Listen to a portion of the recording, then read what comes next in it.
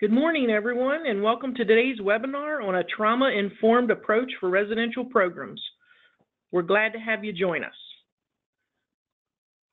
Before we get started, I'd like to go over a few housekeeping items.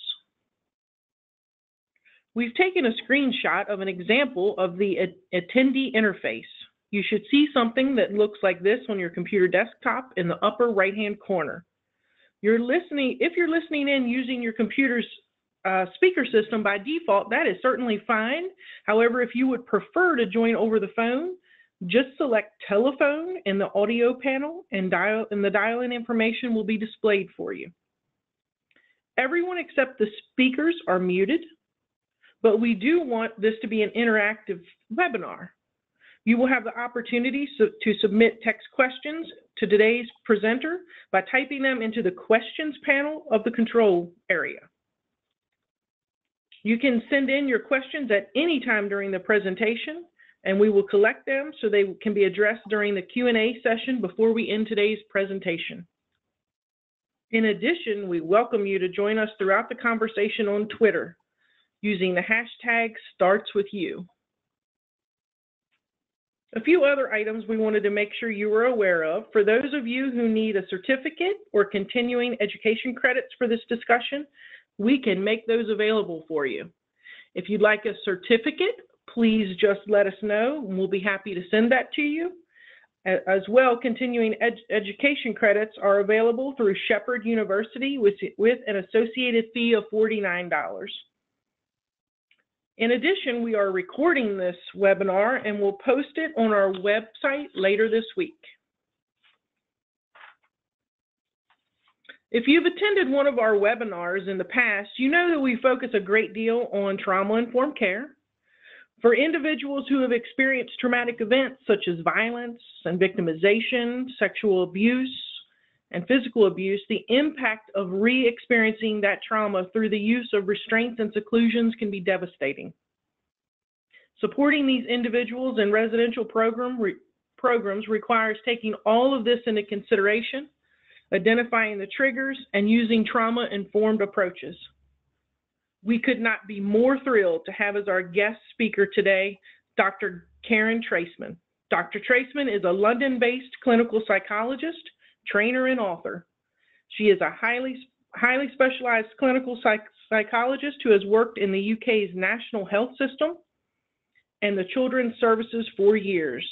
She has also worked in Africa and Asia with groups ranging from former child soldiers to survivors of the Rwandan genocide. Dr. Treisman has extensive experience in the areas of trauma, parenting, and attachment, and works clinically using a range of therapeutic approaches with families, systems, and children in and on the edge of care, unaccompanied asylum-seeking young people, and adopted children. Needless to say, her mission and ours are very much aligned. Dr. Treisman, thank you so much for being with us today, and the floor is yours. My pleasure. Really lovely to be here, and really kind of happy to have this time. First, just want to say hi to everyone and appreciate joining on busy days, including Valentine's. So I guess I'm really mindful that talking about trauma-informed residential programs is a huge area. And usually I've got, a day to 2 days of face-to-face training. So what I'm going to do is I've tried to get some of the highlights, and hopefully that will resonate for lots of people or give you a springboard to go and have other discussions or read books or go for papers. So what I'm going to start by doing is talking to you a little bit about some of the residential homes that I currently support, some of the key principles, the frameworks, the underpinning ways that we work, the ways of being, because that's so important on the sort of wider framework. And then I'm going to zoom in and give you some examples of specific case studies.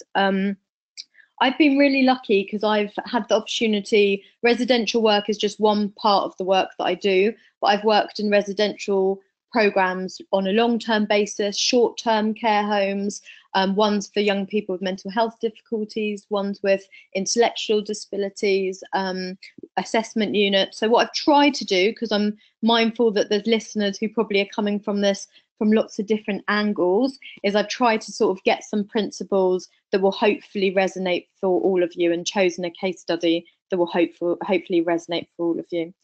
So let's get started and look forward to your questions at the end.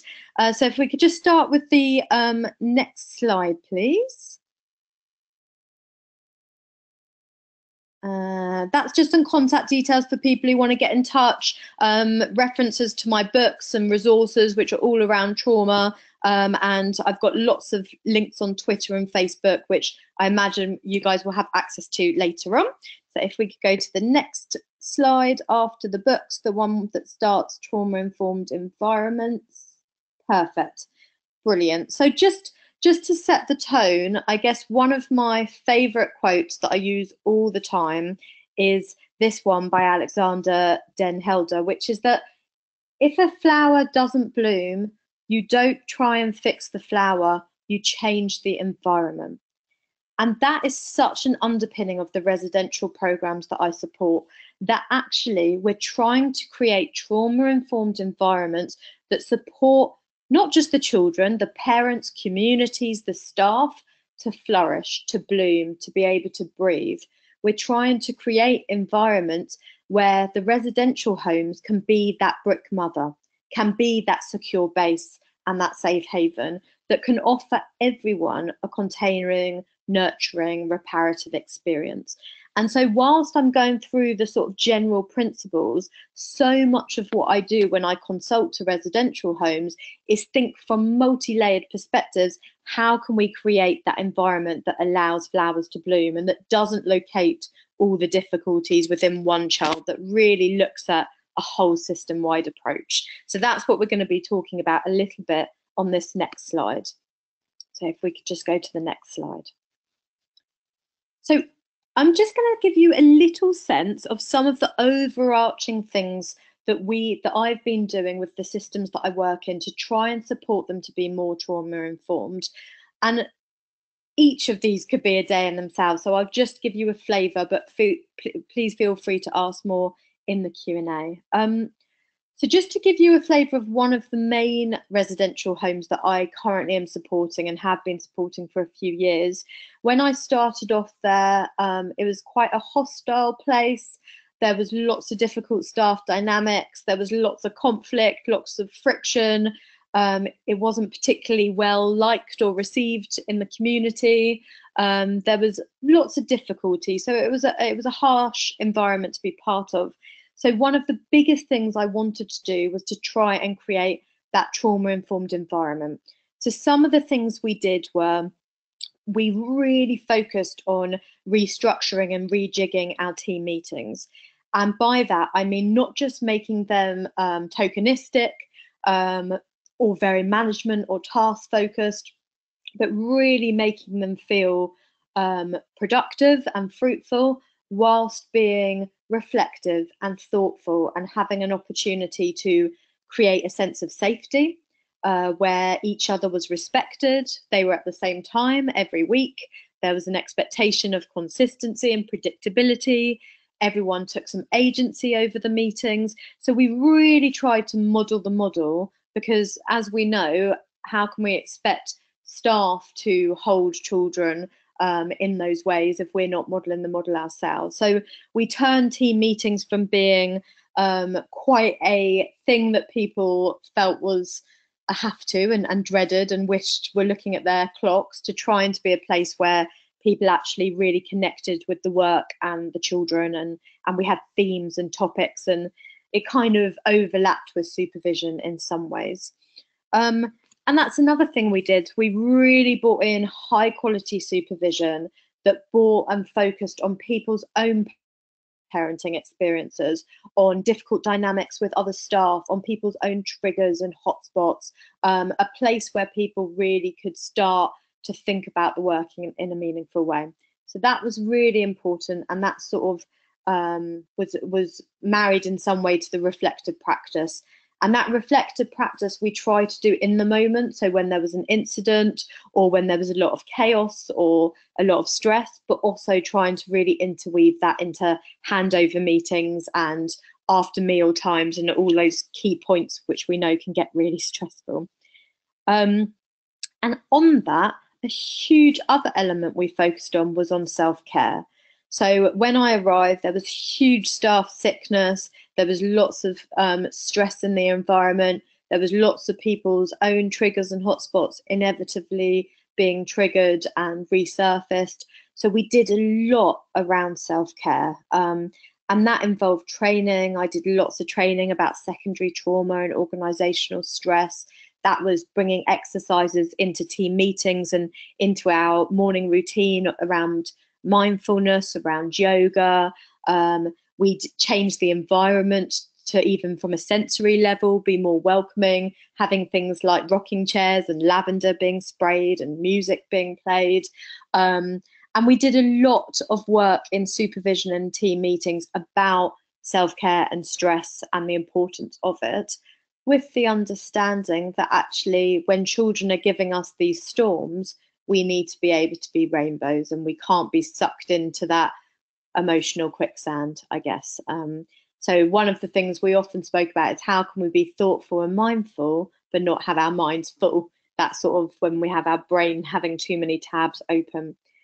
So that was a really big element that we did. And within that, we really came up with a common language. So certain words were banned, like naughty and manipulative and damaged and broken. So we came up with language that we felt would fit with the ethos of being trauma informed and what we were trying to support young people and trying to positively reframe their behaviours. And so that was a really key area. And all of that language then got filtered into our interactions with schools and parents and the community. So that was a really big area.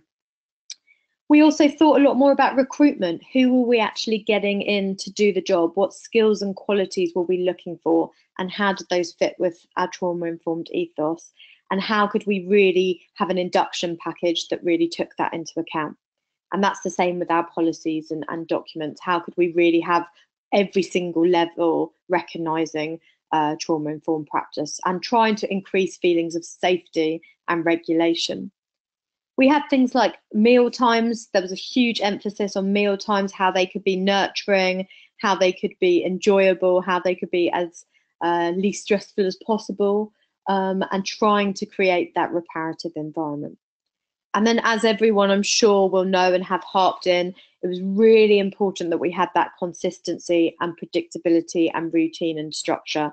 And that was with the staffing through to routine, through to what would happen if someone, for example, went missing, that we didn't have 12 members of staff all confronting them, because it's not easy to have potentially 12 parents, for example, with different competing ideas. So we really focused on how do we work as a cohesive team and how do we try and have this sense of predictability and consistency.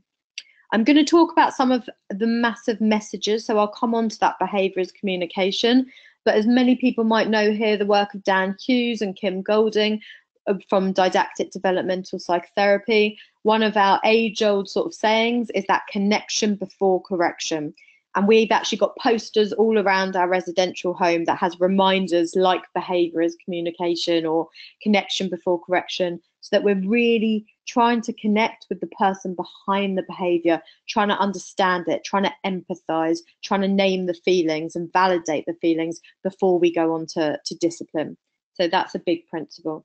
So I'll just now unpick a little bit more some of these principles, and then we'll go on to the case study. So if we could just go to the next slide. Thank you. So a huge part of everything that we do, and a quote that I suppose people most commonly quote that I say is, relational trauma requires relational repair. And I think that is one of the biggest things that we always come back to, given that all of the children that we care for in some way have experienced trauma within their relationships during their development. We're the only way, if traumas occur during a child's relationships, the only healing can be within their relationships. And so what we really focus on in the residential home is everything having the root at the relationship. And so what we're always trying to do is give children a different way of doing relationships and being in relationships, and for them to start shifting their relational scripts and their core beliefs from, you know, others are, as a young person said to me yesterday, I had a young person who just said, others are evil, others are out to get me, the world is a horrible place, and trying to shift through these many relationship kind of reparative experiences to having a different sense of what others are and the world is. And so what we really try to do as a staff team is how are we holding children in those safe hands? And when I say safe hands, I mean physically safe, emotionally safe, in thinking minds and in regulating bodies. How are we really helping them to start to see and believe and feel in their bodies that they're safe? And how through our relationships are we starting to treat them with compassion and empathy and giving them a different relationship template? So that is every interaction that we do, whether it's about pocket money, whether it is about meal times, whether it is about smashing a TV, we're always trying to come back to how do we link the behavior with the relationship so that it can be a learning experience. If we could go to the next slide, please. Thank you. So really, that's just really reiterating that what we're trying to do is for so many children, their interactions have been based on power, have been based on threat, have been based on control, on anger. So what we're trying to do is give them lots of relationship experiences that are based on love, compassion, empathy, and so that we're really trying to shift their scale. And if we can go to the next slide, one of the metaphors that I really often talk about is treasure boxes. And I won't go into this a huge amount. That's why I called my second book a therapeutic treasure box, is because I look at all of us have this treasure box in our lives. And for some of us, our treasure boxes have been adorned and cared for and looked after and kept really precious. And most importantly, they've been filled and spilling out with relational measures and relational treasures and relational experiences. But for most of the children we've worked with, they haven't had those same developmental skills, relationship experiences. So what I'm trying to always do in the residential homes is think about how are we filling children's treasure boxes up with these relational memories, with these relational skills. And when those boxes seem like they've got holes in and the treasures just keep on falling out, or there's slamming shut, how do we keep on pouring them in and keep on filling them with resources so that we try and continue to shift that scale? So that's just to give you, I've got a few other sort of the underpinning principles. So if we could go to the next slide. So this is just to sort of remind people, and it's difficult to know where people are coming at, but a huge amount of the work that we do in the residential home around training, around theory, is based on neuroscience, is based on the neurobiology of attachment. And what we do is we really try and link what we're doing to a lot about what we know is going on in people's brains and in their bodies. And so in essence, what we're trying to do is recreate, as the Harvard Center for Developing Children says, that serve and return process between children and the caregivers, in this case, the residential home. And we're trying to hold that hope that the brain is plastic and the brain can be positively molded and shaped and influenced by relationships. So that's a huge element, that when people are feeling hopeless or helpless, we're trying to think through those repetitive actions, those rhythmic actions, that we're actually trying to build healthier, better brains. We also use a lot of the brain science to think about certain behaviors in adolescence, like novelty seeking or empathy and what's going on in the adolescent brain. But we also think about that in terms of regulation, which I'm going to talk about in a moment. But we really try and take the ideas from brain-based parenting, lots of the stuff from Dan Siegel, from Dan Hughes and various other Van der Kolk, and we try and put that into practice in our team meetings, into our day-to-day interactions, so that we're really giving children's brains, their pathways and their synapses, a different relational experience over and over and over again. So if we go to the next slide, I'll just be building that a little bit more. Thank you. So another real key underpinning that when I do trainings, I spend a whole day on usually is around that co-regulation. And that's a massive thing that we do with our staff, is that we really think about, and I'm going to give you examples of this in quite a lot of detail in the case study, we really think about how can we be those limbic whisperers for our young people? How can we help them co-regulate their behaviours and their emotions from a safe containing adult, so that we can support them to start to self-regulate? Because we can't expect a young person to know how to manage their emotions and respond to their emotions if they've never been taught that in a safe and contained way. So what we're really focusing on is how can we widen their window of tolerance, because we know that children who've experienced trauma tend to be more easily triggered and more easily aroused, and how can we support them to start to learn ways to regulate their minds and their bodies. And even more importantly, how as the staff, when you're being screamed at and sworn at and shouted at and having things thrown at, how can you try and stay regulated? Because that's the best way we do it, is modeling the model. So we work a lot with young people to try and increase their window of tolerance, to try and get safety first, find out what their triggers are, and do that engaged, not enraging. So that's a really big element of what we do. The next slide, please. So another big thing that we do, and this is going to come up a lot when I do the next case study, is that we look at that individual child and we look at where are they at socially, emotionally, and developmentally. And I think that's one of the issues that's made a real big change in the residential homes, is we often looked at a 16-year-old as a 16-year-old, and what we needed to do was look at where are they at socially, emotionally, and developmentally, what skills have they not had, and how can we really meet them where they're at. So that's a really big element that we work on, is thinking about how can we understand where that young person's at, knowing that when they're aroused, they're likely, as all of us do, to regress and act younger. And how can we adjust our goals and expectations to really fit with that?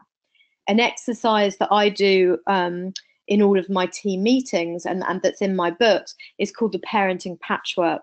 And you can see a little bit of a picture there where we do a patchwork, which is the parenting patchwork blanket that was sort of draped around children. And we look at all the things that children need to optimally develop, from eye contact to emotional regulation to sleep to milk to all of these things. And then we go back through the child's history and we either guess or think or know what didn't they have. And then we look at their parenting patchwork and we help that to give us empathy and to make sense of what areas do they have that we can magnify and which ones don't they have that maybe we need to work on a bit. So that's a really big area. We try and not see the child in their chronological age and really try and understand what they need from us. Next slide, please. So the last couple of bits here is one of the biggest things we do in every element is we truly try and see that all behavior is communication. Behavior tells us a story. Behavior gives us a map. If the behavior could talk, what would it say to us? And we try and see those survival strategies and those coping strategies, and we try and understand where they've developed and why they've developed, and to see the behavior and be that detective, to see behavior as multi-layered, and most just to see the person behind the behavior and to connect with the person behind the behavior. So a couple of these pictures, just to give you a sense, was of a boy that I worked with who showed lots of outbursts and dysregulation, very similar to the young boy I'm going to speak to in a moment. And if you can see on the left-hand side is the mask, which he said is how other people see him. And he said things like rage, hard, angry, tough, keep out, there's spiders and monsters and skeletons. Think how it feels to be conceptualized and treated like that, and what that must do to your self-esteem. And on the other side, I asked him, if we had an emotional x-ray, if we could truly see you, what would we see? And he put there small, hurt, alone, scared.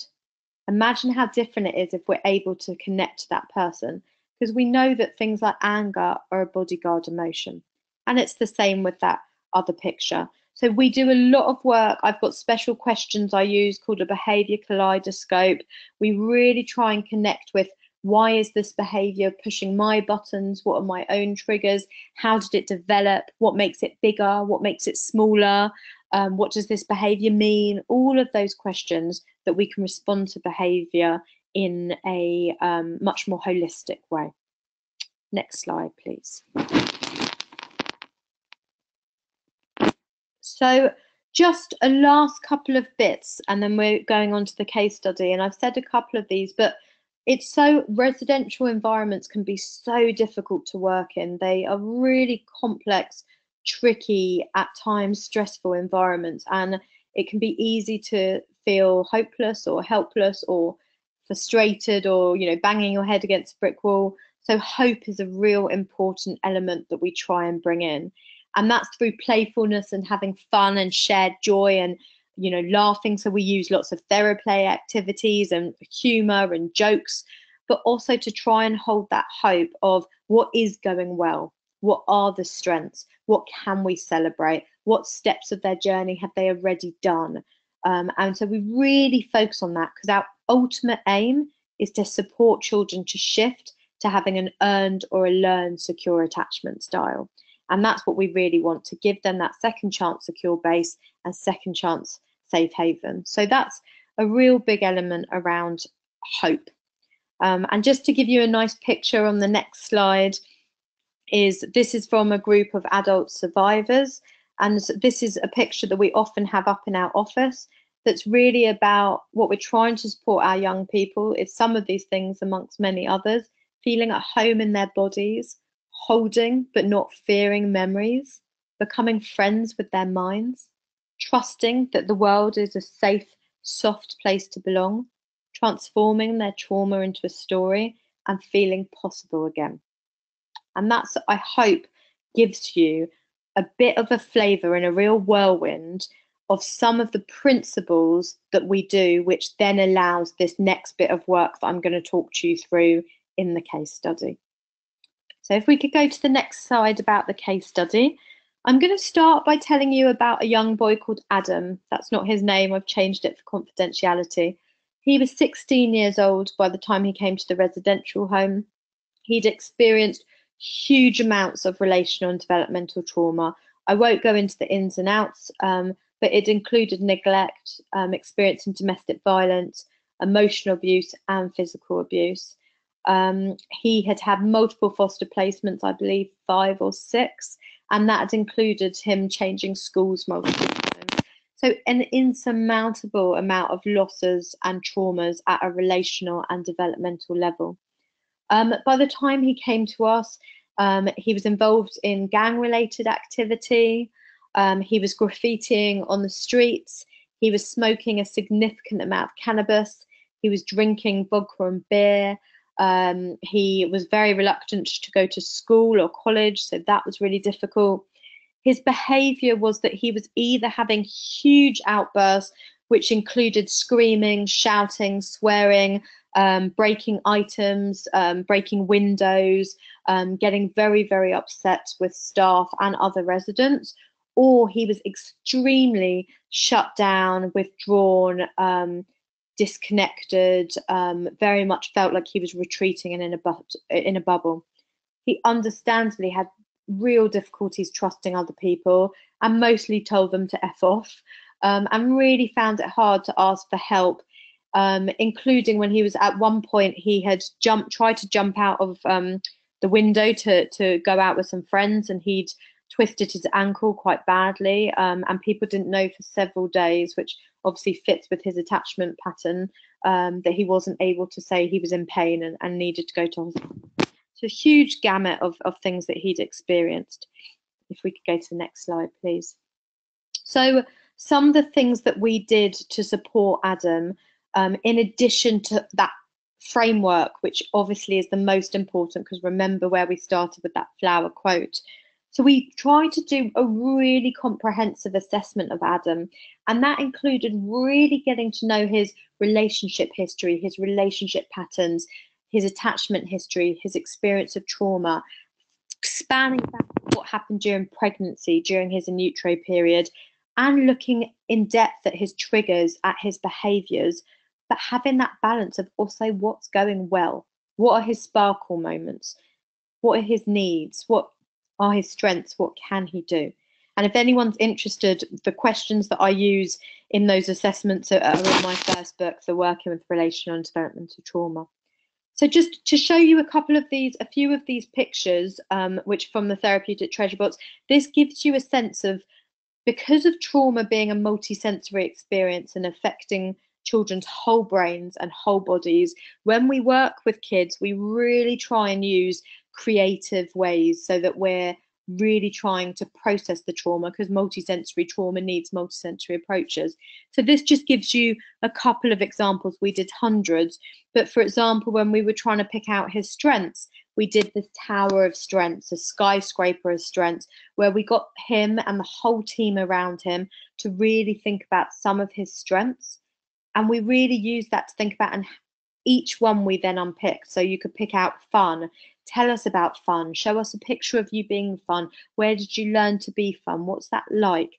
Really enrich that so that we had a platform to work from.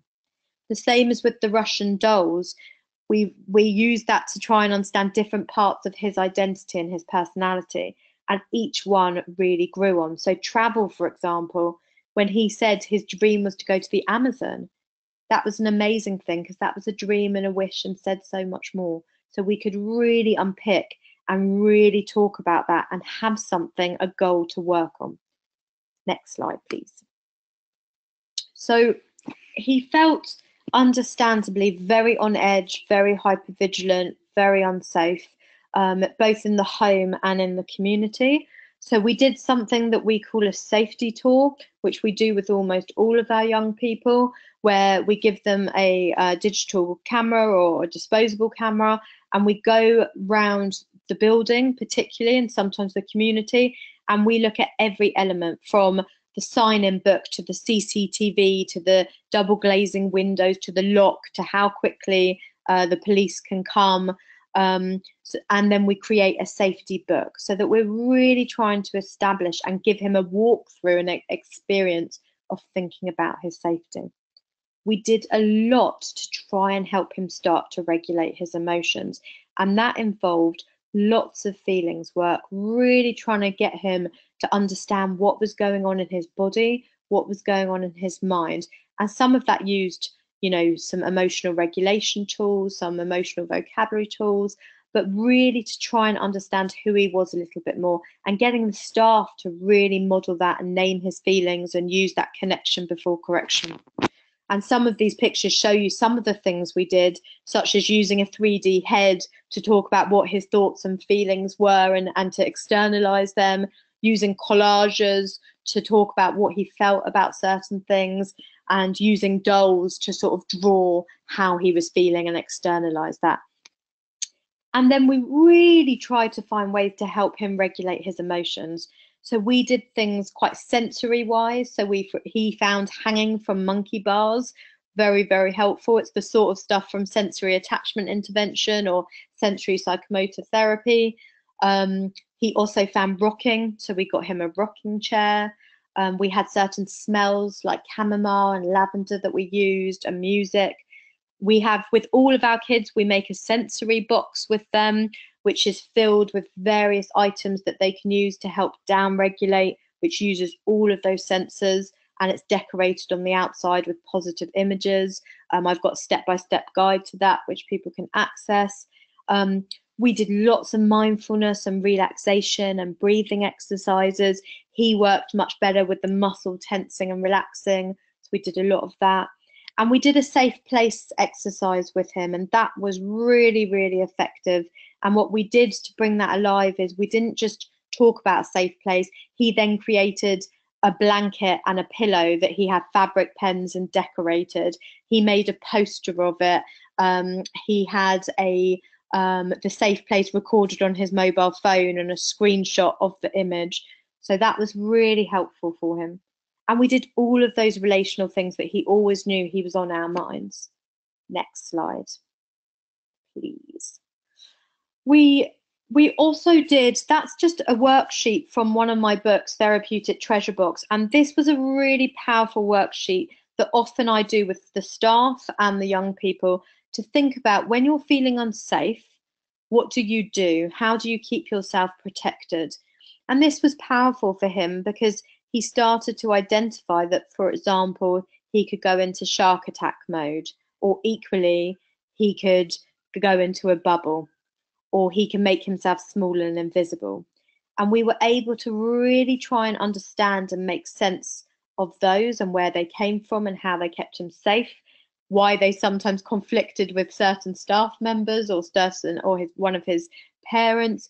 So we really tried to use lots of metaphors and ways for him to get more of an understanding.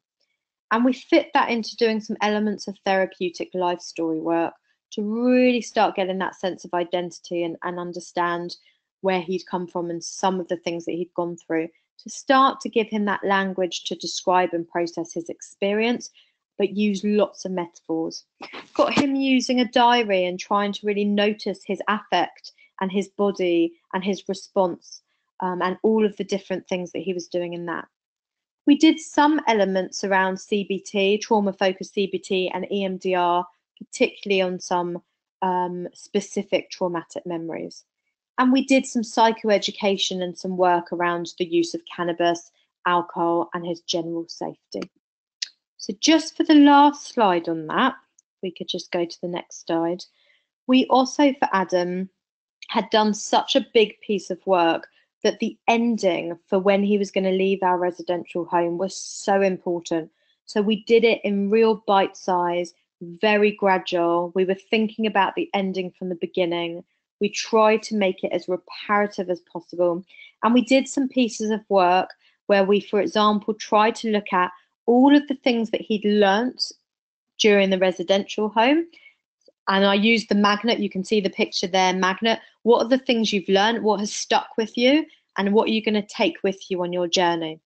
Snakes and ladders is what's been the snakes, the difficult times, and what have been the ladders, the helpful times. And that I can do it. What are all the things that you've survived and got through? And how can you use these on your next step of your journey? We did a strengths-based practice letter, which several years later he still keeps and he reads on a regular basis, which again people can access in the book. But it's really asking questions to the staff like, if you were stranded on a desert island with this person, what would you appreciate about them? If they disappeared from your life, what would you miss? What things are going well? What if they were to be given an award, what would they be given an award for? So with Adam, that's just one example of someone who we worked at the broader level, and then we also did individual work. I haven't spoken as much about the systemic work we did with some of the key people in his life, which we did do, but that's a whole other area. That was 3 years ago. He's doing incredibly well. He completed a course in college to be a chef, and is currently working as a chef. He is living alone in a flat with some supported living. He's got a good group of friends. He's reconnected with some of his family members and previous placements. He talks to other young people about some of his experiences and is a sort of peer mentor. He still keeps a diary, and he's got some amazing self-awareness and ability to see his coping strategies and use them. And he always says that he found it so powerful being in that residential home because we saw the person that he was. He uses the word, we saw a person, not a monster. So I know that is a huge amount of information, but I'm mindful of time, and I will leave it there and open it to the floor for comments or questions or suggestions. And I really hope you guys have found that useful and interesting. Oh, thank you so much, Dr. Treisman. What a wonderful presentation, and it's again just very obvious that our philosophies match. So it's wonderful. Now we would like to open up the floor for questions. As a reminder, you can submit those through the questions panel in your attendee control panel. We will try to answer as many as we can. Let's get started here. So we have Philip who's asking. Hi, Philip. So when you shared the example of the 16-year-old with outbursts and issues, what is the first track of de-escalation that you use so that you can move into a relationship building and communication before correction? Yeah. So it's lots and lots of different things. So I think it's first having that environment and structure in place. I think the first thing we tended to do with him is we would obviously create a safe environment and move things out of the way and support him. We would often be outside the door speaking calmly, but we would not try and get involved in that moment. But what we tried to do in the first few days and weeks is really try and do that connection and acknowledge that actually it was understandable how he was feeling and how he was behaving, that we were going to work together, that we knew he could do it. We gave him lots of examples, and we tried to bring strategies in like the sensory box, the breathing exercises, the safe place really, really early on. We also gave lots of sort of time with his key team. And we did some of that psychoeducational stuff around using those worksheets, for example, on his defences to really try and understand where he was coming from. And then we used lots of the sorts of language like the connection before correction. And we also did some exercises with him, like around the parenting patchwork and using brains to explain slightly what was happening with him. But the biggest tool we did is staying regulated ourselves. So when he was screaming and shouting, we were able, because we were working as a team and we'd had the training that we were able to stay calm and contained and regulated in our voice, in our bodies, in our presence, which took him by surprise because he was used to having a very different response. So we try to reflect rather than react.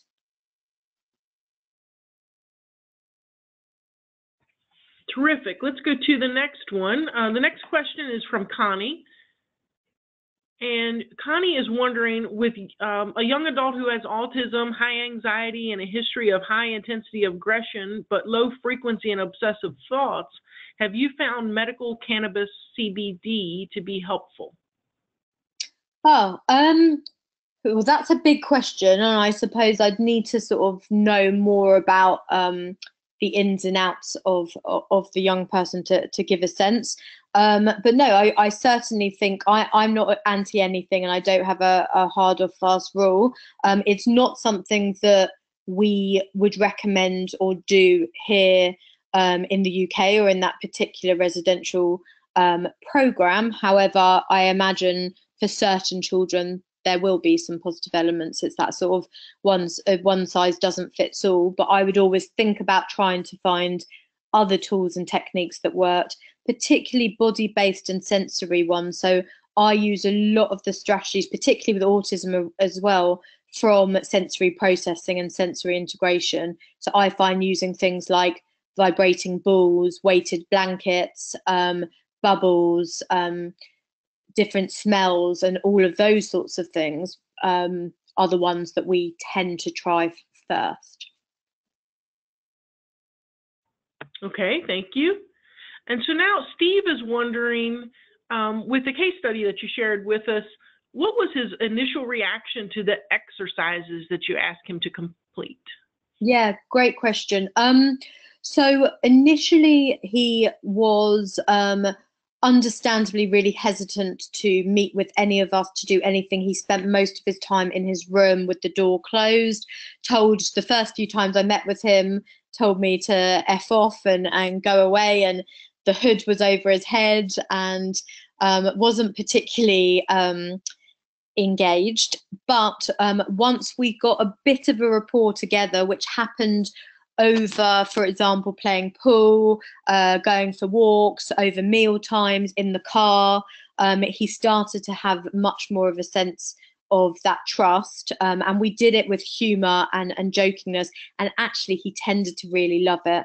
On the first few days, we'd just got a new computer in the office, and we knew that he was quite good at computers, so I asked him to come and help me and show me some things on the computer. So that broke the ice a little bit.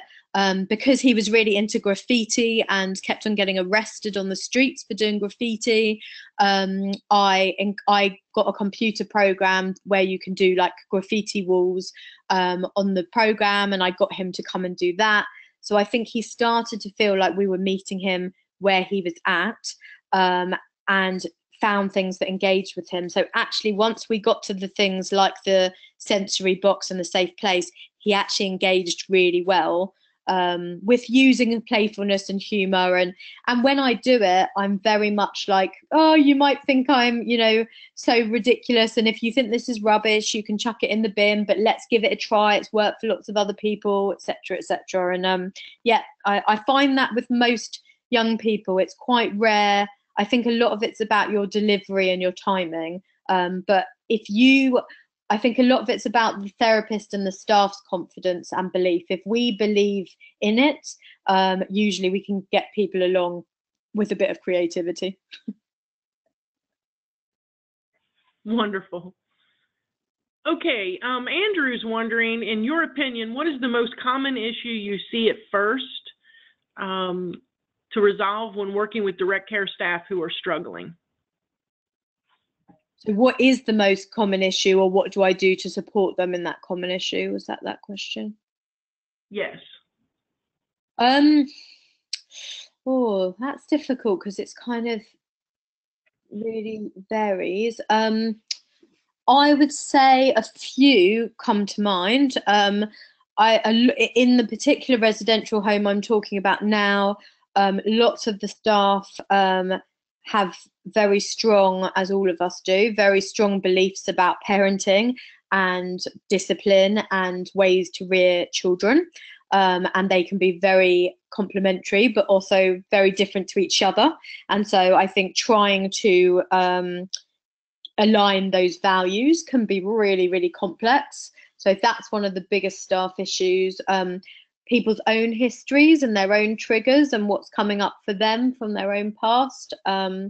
And I think the tendency to be quite punitive and be quite harsh sometimes, and to find it harder to keep connected to that empathy and compassion based. So I'd say those are the three most common ones. And often a lack of understanding in terms of, I know I started as a residential worker, and I had never had one day of training in anything about trauma, attachment, behaviour, anything, and was expected to go in and work with very, very complex young people. And so a lot of what I did, I'm sure at that time, was certainly not what I would do now. So a lot of it is not having access to that information. The solution is too big. But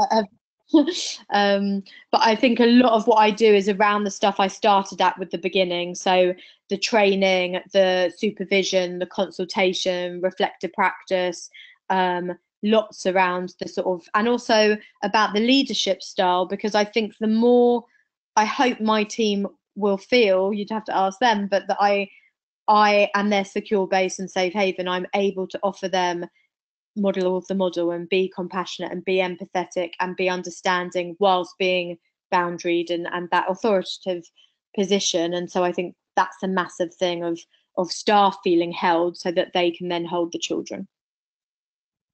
Absolutely. I think we find the same thing, here at Grafton, and then when we help other organizations with the approaches of Ukeru, we often find that, the first thing is you have to take a step back and really, as an organization, as a person in a leadership position, figure out ways to take care of your employees.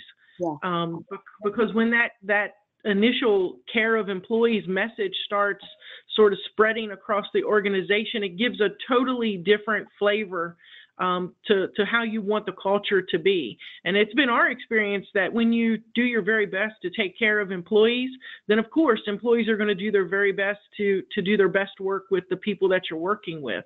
But so often, and I think that Grafton fell into this for years, we tend to underestimate the people who we employ, and I mean, I just think you really have to try your best to put them a bit on a pedestal, because they will thrive, and again, they'll do their best for you as well. Completely, and they are our greatest resource, and if we keep on coming back to relational trauma requires relational repair, then the greatest treasure and the magic is in the relationships, and that has to be done by the staff. So you have to have sort of secure based leadership to support that, but as you say as well, you have to really give the staff the opportunity and the care to be able to do the work. So yeah, I completely agree. Absolutely. So Lori is asking if your approaches, she said she works with some adults who have not had the fortune to these kinds of approaches, but do you think that these approaches would work with 19 to 30-year-olds? Oh, absolutely. Lori, I do loads and loads of this work with adults and parents. I focus today on residential because that's the webinar, but completely. Interestingly enough, I just had a review on my Therapeutic Treasure Box book by a group of survivors of sexual abuse who have written a review online that's saying how they are now forming a group to do lots of the activities themselves. So yeah, lots of my court work with parents, I do the same creative activities, the inner child work, lots of the principles, and I think absolutely it works brilliant with that age group as well. So yeah, I think as long as you can make it not patronizing and tailored and adaptive, yeah, I think it's across the age span really, and sometimes, particularly with adults, they can fall through the net even more. So I think it's great to have that focus with them as well. Yeah, and again, the bottom line and what we would say is comfort versus control, and a philosophy of basically of kindness is for everyone. Like, it's never too late to sort of to step out with the first step being just to treat people kind. So absolutely, all of us at all ages would be happy to take that, right? Completely, we all want to be treated that way. Yeah. Absolutely. So Danny is wondering if you have any recommendations for working with adults with developmental disabilities who really have not been able to get past some of the effects of childhood trauma. Yeah, it's a difficult. I'm actually working on a project about that at the moment, Danny. It's a real area of gap. Actually, there's not a huge amount out there. Some of the bits that I use, I'm not sure if you're aware of the Hogg Foundation. They're based in the States, but they've done some really good bits on trauma-informed adaptations with people with disabilities. A lot of the stuff from my second book, Therapeutic Treasure Box, you can very much adapt. I've been using a lot of that stuff.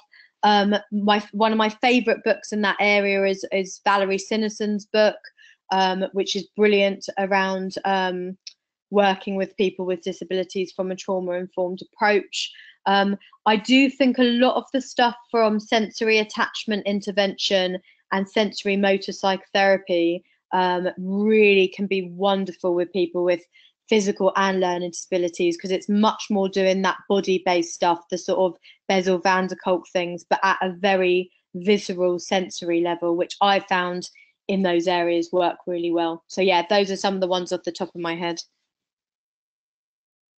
So we have a question from Tom, but it seems to be something that more than just Tom is asking about. So just wondering about, the residential type facilities where you've done some of your work. If you could maybe talk about what you have seen as sort of the ideal structure, because, Tom is saying that he really likes this. He loves this idea actually, but he feels it's a little overwhelming to accomplish. So like, how do you even start? in a residential environment? Yeah, firstly, Tom, it is really overwhelming, and it feels like a huge task, and I think it's a real journey. This particular residential home, I do lots of different residential homes, but this particular one, it has been a journey over about 3+ years, which is what the evidence says, to really create an environment, kind of significant, sustainable shakes. So where I started in that case was I worked very, very closely with the manager and the deputy manager and the commissioners first. And we started with lots of meetings and trainings. We started getting the buy-in and the ownership, lots around the education. We looked at the policies, and we almost started looking at what's not going well. What are the main issues? What are the difficulties? What have we been trying? And is it where we want to go? And where can we get better? So really trying to get that ownership. And then we very much filtered out to the wider team. And when I say the wider team, we included everyone from the cleaner to the cook to the caretaker. So it really was a whole system approach. And we started very small, just, little bits in team meetings, a couple of trainings here or there. And then we started to sort of build on that. So it was a very slow and gradual place. With this particular home, actually weren't on board initially. It took me quite a lot of work to get them on board. Other residential homes have brought me in with the intention of doing this. So it also depends where you're sort of coming across. And I have a whole team of people who I consult from and use the evidence base and best practice that sort of could keep sustaining me to be able to do the work.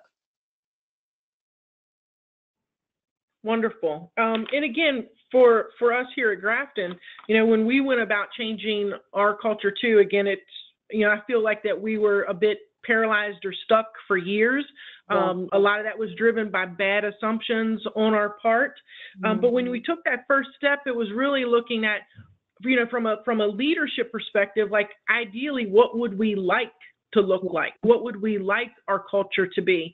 But really, where the rubber hit the road was conversations with the people out in the programs, the people who really know what's going on day to day. And honestly, that's our direct care staff. And so for anyone who's willing and ready to take that first step, I would say sort of set some general guidelines about what you wish, and then go start talking to people. Have small conversations with small groups of people and really ask people what they want. And then float some of your ideas past them and get some feedback from them. It was our experience that once you're willing to start those conversations, people will be more than willing to respond and tell you how they feel. And sometimes how they feel and what they need, sometimes it's hard to hear, but it's the reality of a starting point. And hearing from the young people themselves, because so much is listening to what the young people want and what environment they want, and it's finding a language that fits. So when I use my training, I talk in very layperson's terms. I get people to reflect on their own, so that it's getting that buy-in. And I think what's amazing is, even though it takes a long time for a cultural shift, you start to just see, even after one day of training, people will come to me and say, I just went to that team meeting and just used a slightly different language, or I just, the child just sweared at me and I just thought about it in a different way. So I think you start to see shifts in people's mindsets and thinking, and you start to see better behavior and a better environment fairly quickly. And that then feeds into a cycle of let's keep going, this is working. Absolutely. Absolutely. Well, I want to be sensitive to everyone's time, and I want to make sure that folks know, again, we will be posting this webinar by the end of the week on our website. We will also be available if you want the CEUs. If you just send us an email to the info@ukerusystems.org, we'll be happy to give you a form for the CEUs. We'll also, and I think we'll have that information posted on our website as well. We will also be happy to supply you with a certificate for today. I would say we get large amounts of requests for certificates, so please make sure you're just patient and give us a couple weeks. We'll do the best we can to get those to you. Of course, we want to thank Dr. Treisman. Thank you so much for being with us. This was a wonderful presentation and a conversation, and we sure hope that we can do some more things together in the future. Absolutely. Thank you for having me. Mm-hmm. And we hope that everyone online here with us today can continue this conversation with us. And please stay in touch with us through Twitter, Facebook, and LinkedIn. Use our hashtag on Twitter, starts with you. And again, our information is there on the screen and our website. And again, thank you so much for joining us, and I hope you enjoy the rest of your day. Thank you.